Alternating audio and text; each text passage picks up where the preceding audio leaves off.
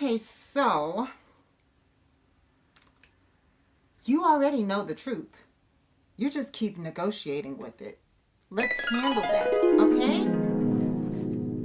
So the first thing that's coming to me about why you keep negotiating with what you know is because, you ready for this?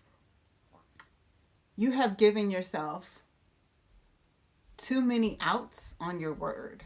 Okay, so I'm going to give you a perfect example. I remember growing up, becoming a young woman, my word meant everything to me. Okay, it was very, very important that I did what I said I was going to do, that I went where I said I was going to go. I showed up. I was who I said I was going to be. This is actually one of the reasons why I ended up in abusive relationships longer than what I needed to, is because of my word, right?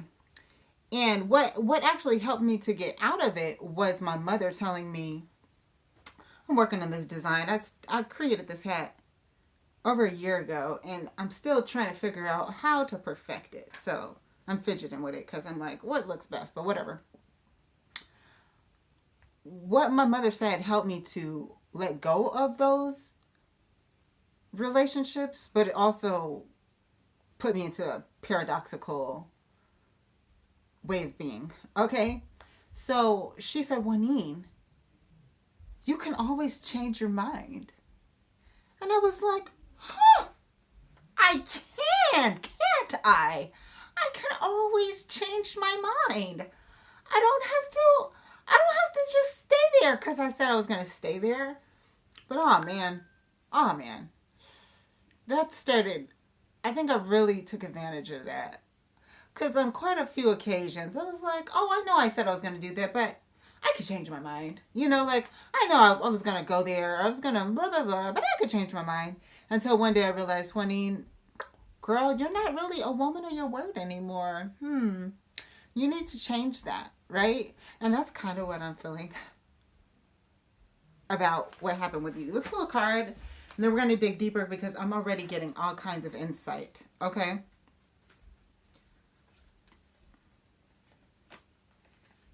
You've got to know what you know when you're knowing. You've got to go where you go when you're going. You've got to see what you see when you're seeing. You've got to be when you be what you're being.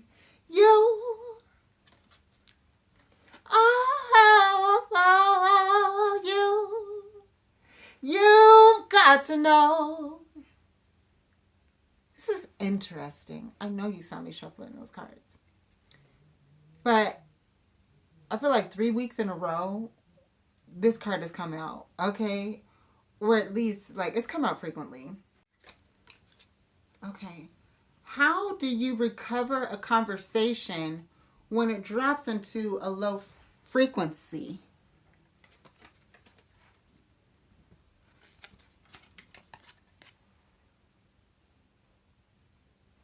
Okay? So what I'm getting from this is there are certain energy types that you get around, right? And when they're not vibrating on your high frequency, you know that you have to shift and change or leave, right? And sometimes that is chaotic for your nervous system. But when you know something is the truth, when you know something is the truth, sometimes you don't always trust it because you're like, you know how it feels when something isn't right or when it's off, right? And so there's a scripture in the Bible that says, the race is not given to the swift or to the strong, but to the one who endures, right? So when you know something is the truth, don't negotiate with the end result. You have to hold on to the end result of what God showed you. And you'll know when it's time to take the next move because your nervous system will be in sync and in unison, right? And see what happens a lot of times, especially when it comes to relationships. A lot of us might know something, but then we jump steps. Okay? So we might know something, but we don't listen to our nervous system when it says you need to check this or say this. And then it gets ignored, right? And that's that low frequency drop that kind of is making you feel like, well, maybe I need to negotiate my truth for what I think needs to happen.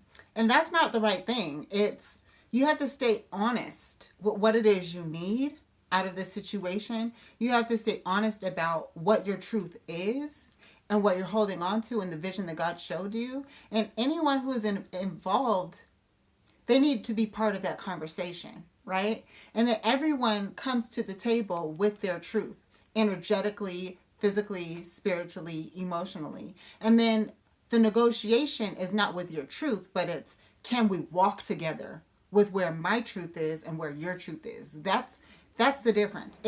And so I think that a lot of times that's the compromise, but especially when it comes to relationships, this is the first thing that's coming to me, so I'm going to dig in.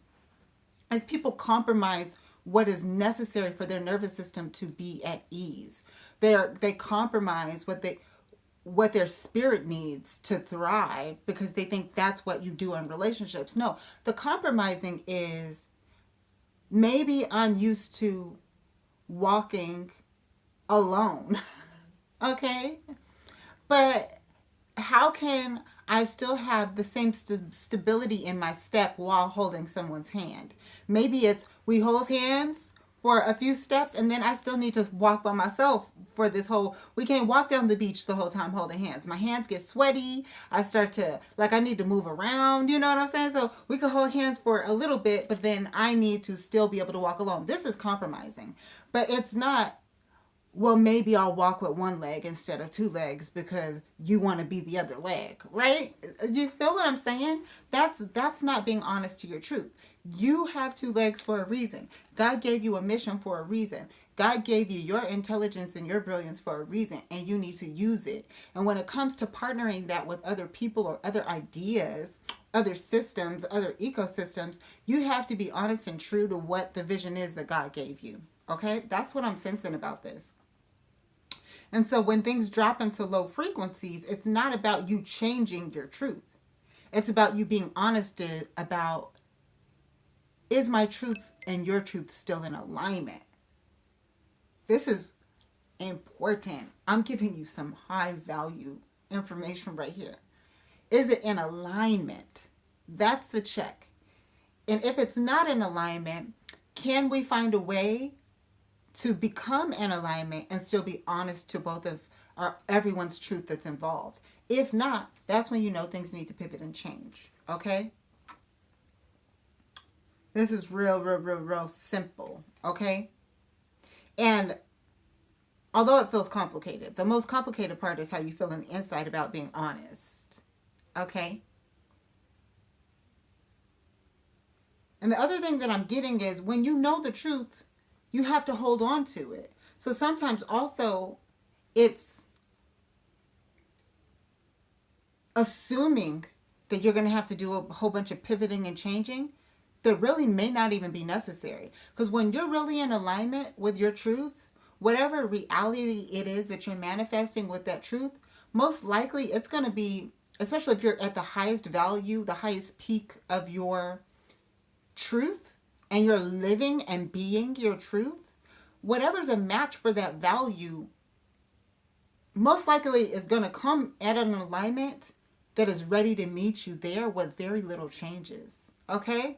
What happens when we're jumping steps with assuming that a lot of changes are going to have to be made is from previous versions of ourselves where we weren't stable and in alignment. And when you're not stable in alignment and you're manifesting something, there are going to be a lot of shifts and changes and pivots, because as you evolve and become more pure, then you have to do a lot of more checks with whoever's involved to say, are you becoming pure too or are you not? And then if you're negotiating and compromising your purity to stay with someone, that's a whole thing. And so that is negative memories in the cells that oftentimes cause us to make negative assumptions about what we're manifesting with our truths. But when you are holding a pure value within yourself, this is why it's so important to become whole as an individual before we get married, before we start dating, because then there will be less changes and less probability for divorce, right? Less probability for arguments. I don't really believe in arguing. I really don't. Now, we can disagree. You can have an opinion and I might not agree on it, and we can share our different light. And if it's something you truly believe in, it might be what you need to hold on to, and it may not be what I need to believe in. But we do not need to be like,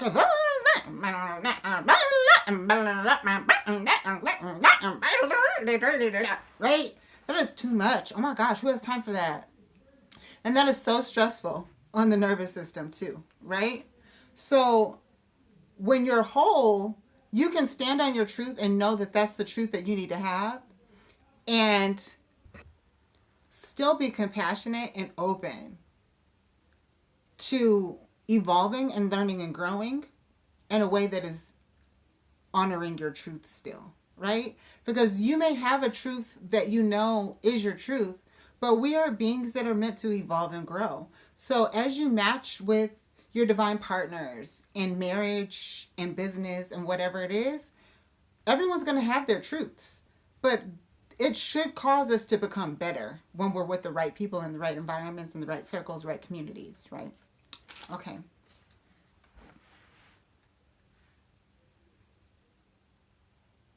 That's what I'm sensing. Okay, let's get another card.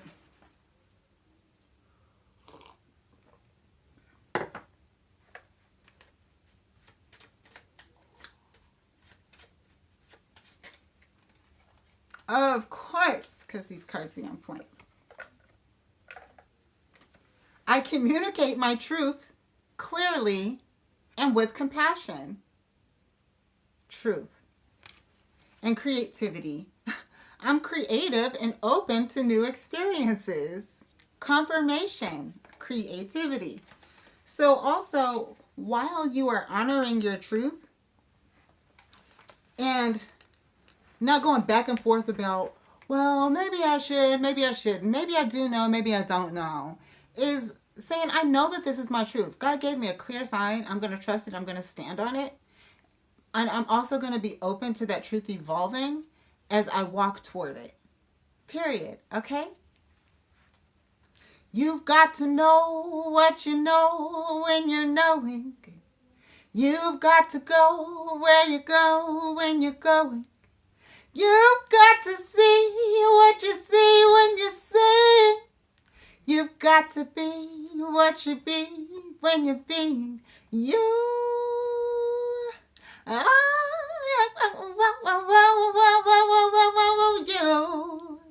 You've got to know. All right, cool. Here are 3 journal prompts for you to face this truth about. You know what it is. You know what your truth is and how you can stop negotiating with it and how you can handle it. Okay? Number 1, what thought do I keep revisiting even though I know the answer is never going to change? Okay? God's giving you enough signs. You know what the truth is. Okay? Number 2, where have I mistaken overthinking for being open-minded? And then number 3, what clarity arrives when I let the truth be final instead of flexible? There's another scripture in the Bible that says a double-minded man is unstable in all his ways. So if you have decided and confirmed and said, I'm going to honor this truth, you have to stand on it. Because if you keep going back and forth, that's why you're second-guessing it now, because of previous times that you've been second-guessing yourself and going back on your word, is you're most likely going to become unstable in many other areas. So the stability starts with honoring your truth, standing on it, and seeing it through until it's fulfilled. Okay? Remember, we don't hide from the truth. We handle it sovereignly. Peace, y'all.